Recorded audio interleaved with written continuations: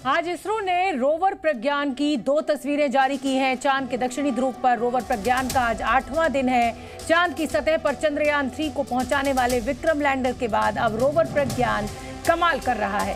प्रज्ञान rover ने चांद पर सल्फर और ऑक्सीजन समेत कई तत्वों की पुष्टि की है। इतना ही नहीं, प्रज्ञान में लगे दोनों कैमरे भी लगातार वहां की तस्वीरें भेज रहे हैं, जिसकी तस्वीरें इसरो लगातार जारी कर रहा है। चांद पर हमारा प्रज्ञान रोवर चहलकदमी कर रहा है। इसरो ने रोवर का एक नया वीडियो शेयर किया है, जिसमें वो चांद पर सेफ रास्ते की तलाश कर रहा है। सेफ रास्ता खोजने के लिए रोवर को घुमाया गया। रोवर के रोटेशन को लैंडर इमेजर कैमरे द्वारा कैप्चर किया गया था। ये इमेज देखिए आप।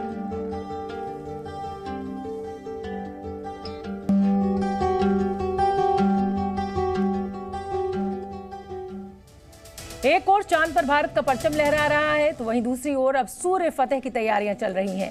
2 सितंबर को सुबह 11:55 पर आदित्य L1 को श्रीहरिकोटा से लॉन्च किया जाएगा। तो 44 घंटे बचे हैं आदित्य L1 की लॉन्चिंग के।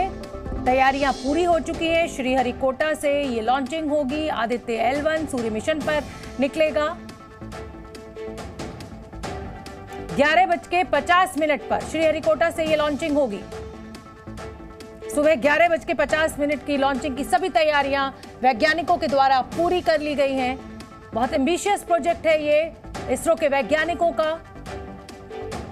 2 सितंबर को लॉन्च होगा आदित्य L1। तो ये तस्वीरें भी हम आपको दिखा रहे हैं। PSLV रॉकेट से इसको लॉन्च किया जाएगा। तैयारियां पूरी हो चुकी हैं। वैज्ञानिक जो है हर छोटी बड़ी डिटेल को कई बार चेक कर रहे हैं, ताकि सफलतापूर्वक इस मिशन को लॉन्च किया जा सके। तो ये तस्वीरें हम आपको दिखा रहे हैं श्रीहरिकोटा से। ये तस्वीरें, और पहली तस्वीर प्रज्ञान रोवर की है, जो आपको चहलकदमी करता हुआ चांद की सतह पर दिख रहा है। और चंद्रयान की सेफ लैंडिंग के बाद ये दूसरी बड़ी सफलता की ओर इसरो के वैज्ञानिकों ने कदम बढ़ाया है। 2 सितंबर को ये लॉन्चिंग होनी है आदित्य L1 की।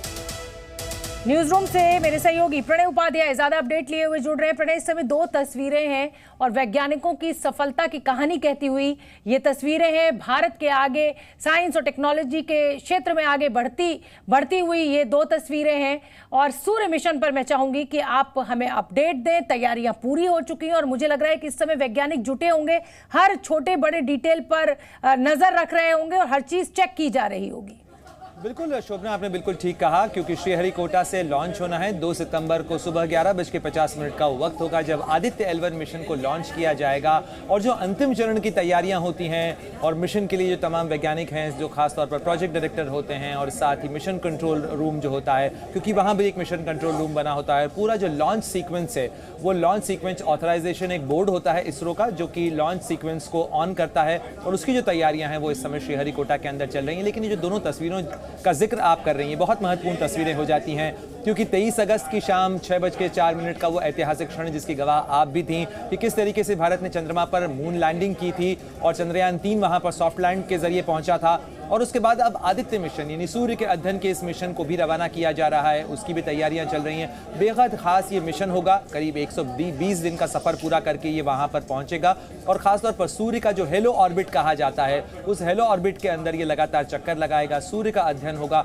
और सबसे महत्वपूर्ण बात यह भी हो जाती है शोभना, कि आखिर सूर्य का अध्ययन क्यों किया जा रहा है। सूर्य के इस अध्ययन के पीछे एक बड़ी प्रमुख वजह यह है, जिस तरीके से आपके हमारे जीवन के अंदर सैटेलाइट कम्युनिकेशन और रेडियो फ्रीक्वेंसी, रेडियो कम्युनिकेशन की महत्वता बढ़ती जा रही है, उसके मद्देनजर इसलिए भी महत्वपूर्ण हो जाता है क्योंकि सूरज के बाहरी जो उसका कोरोना है, यानी उसका जो बाहरी इलाका है, वहां से सोलर फ्लेयर्स निकलती हैं।